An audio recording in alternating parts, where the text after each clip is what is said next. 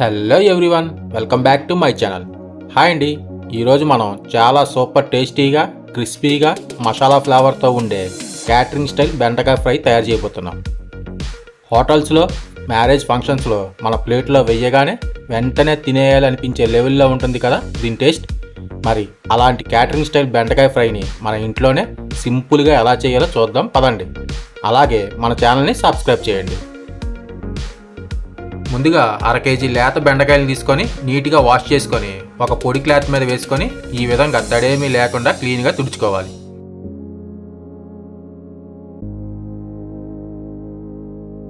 ఈ విధంగా బెండకాయల్ని పొడి క్లాత్తో నీట్గా తుడిచిన తర్వాత వీటిని ఒక 10 నిమిషాల పాటు ఫ్యాన్ గాలి కిందన పెట్టేయండి.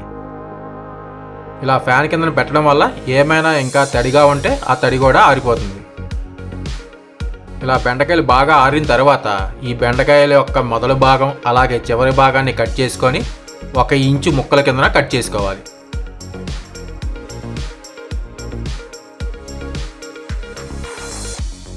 చూసారుగా, ఈ విధంగా 1 ఇంచు ముక్కల కిందన కట్ చేసుకోవాలి.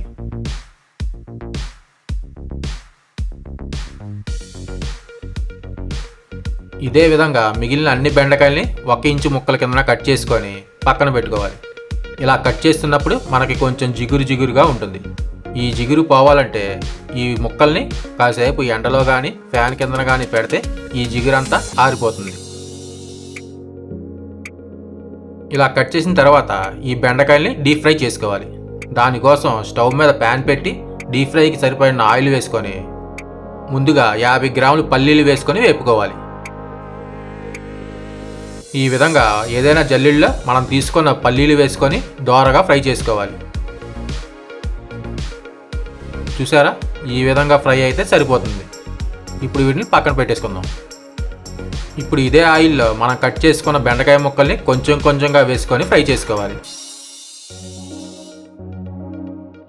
మనం బెండకాయలు వేసిన తర్వాత అలా కలుపుతూ ఒక 5 నిమిషాల పాటు ఫ్రై చేసుకుంటే సరిపోతుంది. ఈ బెండకాయల్ని మరీ డీప్ ఫ్రై చేస్తే మన బెండకాయ క్రిస్పీగా అయిపోతుందండి. అందుకని కొంచెం సాఫ్ట్గా ఉన్నప్పుడే ఈ ఆయిల్లోంచి తీసి పక్కన పెట్టేసుకోవాలి. చూస్తున్నారుగా, ఈ విధంగా ఫ్రై అయితే సరిపోతుంది. ఇప్పుడు ఈ బెండకాయ ముక్కల్ని ఆయిల్ నుంచి తీసి పక్కన పెట్టుకుందాం. మనం బెండకాయ ముక్కలు ఫ్రై చేయడానికి ఆయిల్ ఫుల్ వేడిగా ఉండాలండి. అప్పుడే బెండకాయ ముక్కలు వేయాలి. అలాగే మరీ ఎక్కువసేపు ఫ్రై చేయాల్సిన అవసరమే లేదు. ఒక 5 నిమిషాల పాటు ఫ్రై చేసుకుంటే సరిపోతుంది.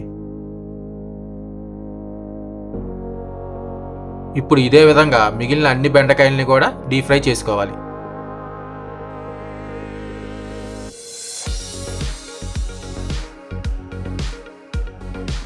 మనం వేసుకున్న రెండో బ్యాచ్ కూడా ఫ్రై అయిపోయింది. ఈ విధంగా ఫ్రై అయిన తర్వాత వీటిని కూడా తీసి పక్కన పెట్టేసుకుందాం.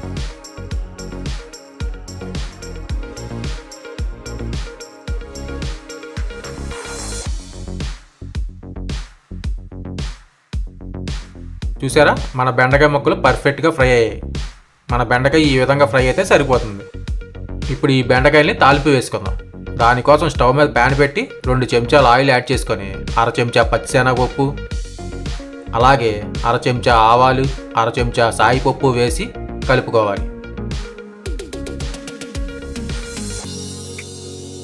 అలాగే ఇందులో 1/2 చెంచా జీలకర్ర కూడా వేసి వీటన్నిటిని దోరగా ఫ్రై చేసుకోవాలి. ఈ తాలింపులు కొంచెం ఫ్రై అయిన తర్వాత 3 ఎండుమిర్చిని ముక్కలుగా కట్ చేసి యాడ్ చేసుకోవాలి.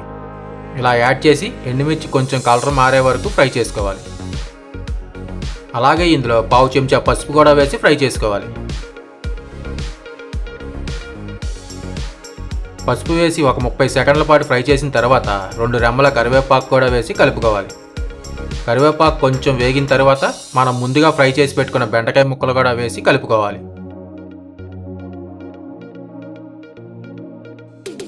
ఇలా బెండకాయలు తాలింపులు మొత్తం కలిసే వరకు కలుపుకోవాలి.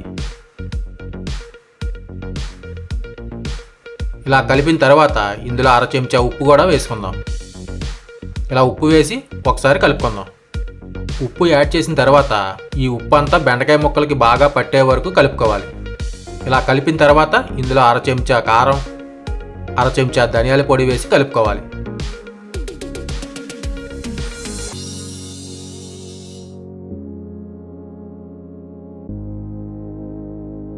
అలాగే అర చెంచా జీలకర్ర పొడి కూడా వేసి కలుపుకుందాం.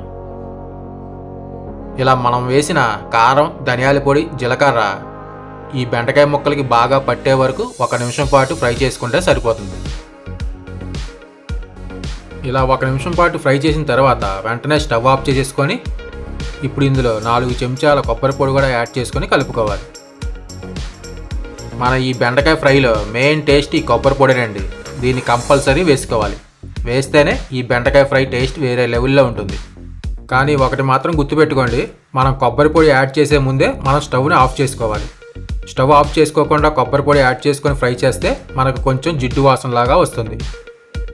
ఇలా కొబ్బరి పొడి వేసి బాగా కలిపిన తర్వాత మనం ముందుగా ఫ్రై చేసి పెట్టుకున్న పల్లీలు కూడా వేసి కలుపుకోవాలి. ఇలా పల్లీలు కూడా యాడ్ చేసి ఒకసారి అంతా బాగా కలుపుకుంటే మన బెండకాయ ఫ్రై రెడీ అయిపోయినట్లే. అంతేనండి, మన క్యాటరింగ్ స్టైల్ బెండకాయ ఫ్రై రెడీ అయిపోయింది. ఈ బెండకాయ ఫ్రైని వేడివేడిగా రైస్తో పాటు కలుపుకొని తింటే ఆ రుచి మాటల్లో చెప్పలేం. అలాగే ఈ బెండకాయ ఫ్రైని అన్నంలోకి సాంబార్తో కానీ, రసంతో కానీ, లేదా ఏదైనా రోటి పచ్చడితో సైడ్ డిష్గా తింటే టేస్ట్ వేరే లెవెల్లో ఉంటుంది. మరి చూశారుగా ఈ క్యాటరింగ్ స్టైల్ బెండకాయ ఫ్రై మీకు ఎలా అనిపించింది? మీరు కూడా ఒకసారి ఇలా ట్రై చేసి మీ ఫ్యామిలీకి పెట్టండి. ఎవ్వరు తిన్నా క్యాటరింగ్లో చేసినట్టే ఉందని అంటారు. మరి ఈ వీడియో నచ్చితే ఒక లైక్ చేయండి, షేర్ చేయండి, అలాగే మన ఛానల్ని సబ్స్క్రైబ్ చేయండి. మరో కొత్త రెసిపీతో నెక్స్ట్ వీడియోలో కలుద్దాం. అంతవరకు బాయ్.